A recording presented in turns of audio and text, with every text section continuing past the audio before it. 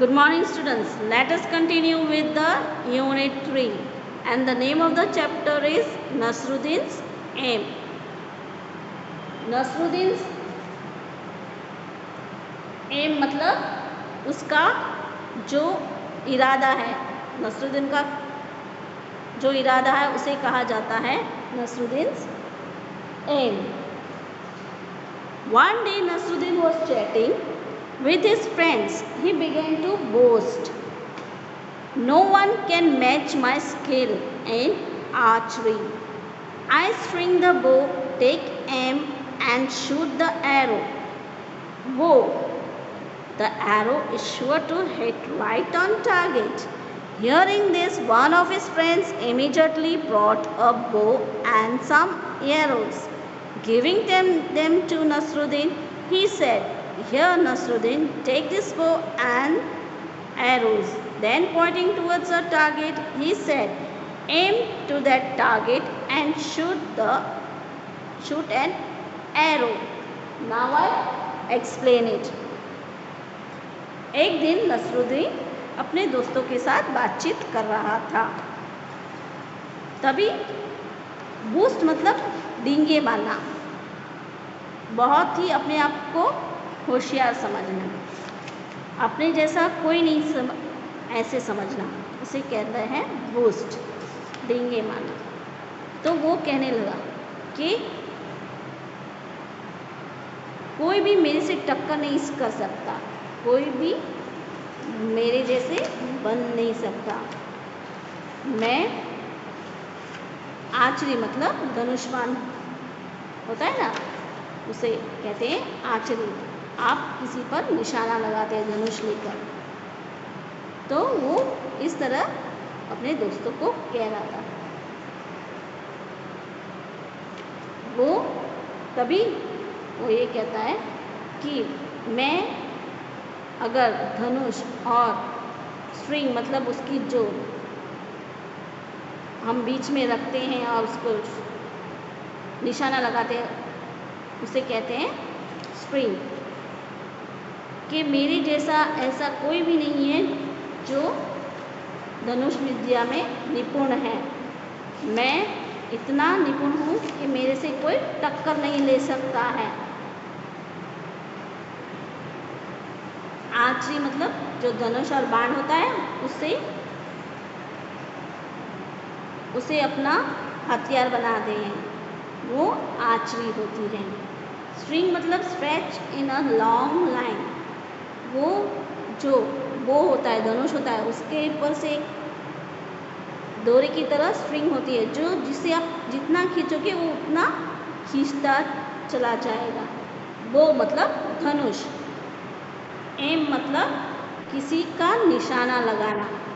The arrow is sure to, अगर मैं कोई भी ठान लूँ मन में कि ये चीज़ को मुझे निशाना लगाना है, तो वो मेरी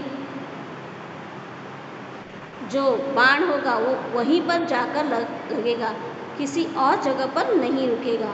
यह सुनकर उसके दोस्त कहते हैं, चलो तो अभी इसका प्रयोग कर लेते हैं। वो बोलाता है और कुछ एरोज भी लाता है और उसे कहता है, ये लो और अभी अभी जो हम कहते हैं उस पर तुम अपना निशाना लगाना। और यह सुनकर वो नसरुद्दीन कहता है, ठीक है, दे दो, मैं निशाना लगा लेता हूँ, तुम मुझे कहना कि कहाँ पर निशाना लगाना है। Nasruddin held the bow in his hands, stung it, aimed to the target and shot an arrow.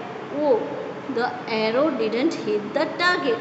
Instead, it fell down somewhere in the middle. Ha ha ha ha. His friends started laughing. They said, "Hey Nasruddin, is this your best aim?" "Oh no, not at all," said Nasruddin, defending himself. "This wasn't my aim, it was Azad's aim." तो जैसे ही उसे बाण और धनुष दिया जाता है, तब वो निशाना लगाता है, और जैसे ही वो निशाना लगाता है और बाण को छोड़ देता है, तो वो बाण उस जगह पर नहीं गिरता है जहाँ पर निशाना नहीं लगता है, जहाँ पर उसे लगना होता है, बल्कि वो कहीं और जाकर गिर जाता है। तभी उसके दोस्त उस पर हंसने लगते हैं और कहता है, क्या ये तेरा निशाना है? ऐसे तुम अपने आप को बहुत निपुण समझते हो? तो वो कहता है, नहीं नहीं, ऐसे नहीं है, ये मेरा बाण नहीं है, ये तो आज़ाद का बाण है, मैं ऐसे निशाना नहीं लगाता हूँ। I just showed you how Azad shoots an arrow. मैं तो सिर्फ आपको बता रहा हूँ कि आज़ाद किस तरह से निशाना लगाता है, उसकी निशानबाजी कैसी है, और मेरी निशानबाजी तो अभी देखी नहीं है, ये तो मैं दूसरों का आपको उदाहरण दे रहा हूँ। Saying this Nasruddin picked up another arrow. Once again he strung the bow, aimed to the target and shot the arrow. ये बोलकर वो फिर से दूसरा बाण उठाता है और निशाना लगाता है, और वो निशाना लगाकर फिर उसे छोड़ देता है। This time the arrow fell a little further from where it had fallen before, but it certainly didn't hit the target. They asked Nasruddin, and this must be how you shoot an arrow. Of course not, argued Nasruddin. Even this aim was not mine, it was the chief guard's aim. जैसे ही वो दूसरा बाण छोड़ता है, वो बाण जो पहला बाण था उससे थोड़ा आगे गिर जाता है। तो यह देखकर उसके दोस्त कहते हैं कि क्या ये तेरा सही निशाना है? क्या ऐसे तुम निशाना लगाते हो? पहले से थोड़ा आगे चलकर वो तो गिर चुका है, कैसे तुम निशाना लगा रहे हो? तो नसरुद्दीन उसे कहता है, नहीं नहीं, ये मेरा निशाना नहीं है, मैं फिर से तुम्हें किसी और का निशाना बता रहा था। ये मेरे चीफ गार्ड का निशाना है, जो मेरे साथ निशान लगाता है, उसका ये निशाना है, मेरा नहीं है। पहला था वो आज़ाद का था, अभी था वो चीफ गार्ड का था। Now somebody remarked, well, now who's next on the list? Hearing this, all the friends burst out laughing. Nasruddin didn't say a word. He quietly picked up one of more arrow. तभी सब दोस्तें आप सब मिलकर बात करने लगते हैं आपस में कि अभी इसने दोनों का नाम अलग अलग दे दिया और ये अपने आप को बचा चुका। अभी देखते हैं कि किसकी बारी आती है, अभी वो किसका बहाना देता है कि किसका ये निशाना था। यह सुनकर सभी फिर हंसने लगते हैं कि ये जैसे तैसे बहाना देकर अपने आप को बचा रहा है। तभी नसरुद्दीन यह सुनकर कुछ भी नहीं बोलता है, वो धीरे से और एक बाण उठाता है और निशाना लगाता है। And this time Nasruddin was really lucky. The arrow hit right on the target. Everybody stared at Nasruddin, their mouths agape in amazement. Before anyone could say something, Nasruddin said triumphantly, "Did you?" तभी उसने धीमे से बाण उठाया और फिर से निशाना लगाया, और इस बार उसका निशाना सही जगह पर लग चुका था। उसका वो एक नसीब था जो सही जगह पर सही निशाना लग चुका। तभी सभी उसकी तरफ घूरने लगते हैं।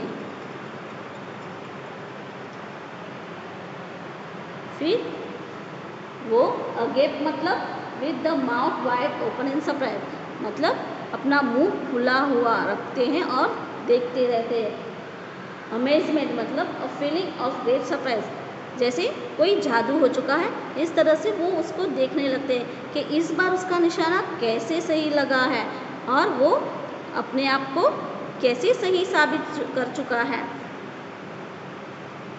नसरुद्दीन फिर promptly in a way that shows great joy, जैसे उसने किसी चीज़ पर कामयाबी पा चुकी है उस तरह से वो कहता है, देखो मैंने कर दिखाया ना, मेरा निशाना इस तरह से होता है, जैसे मैंने बाकी निशाने बताए हैं वो तो मेरे सभी मेरे साथ जो निशानबाजी करते हैं उनके थे, ये निशाना था वो मेरा था और मैं इस तरह से निशाना लगाता हूँ। यह कहकर वो अपने दोस्तों को समझाता है।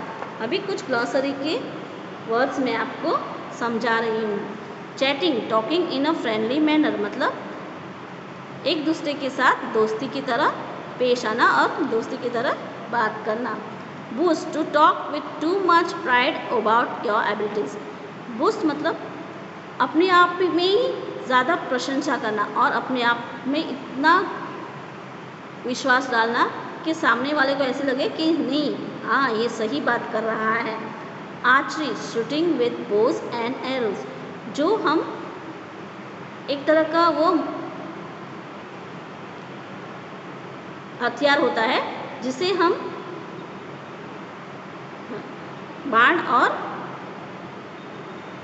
बाण से खेलते हैं या फिर हम खेल के मैदान में उसका उपयोग करते हैं या लड़ाई में उपयोग करते हैं।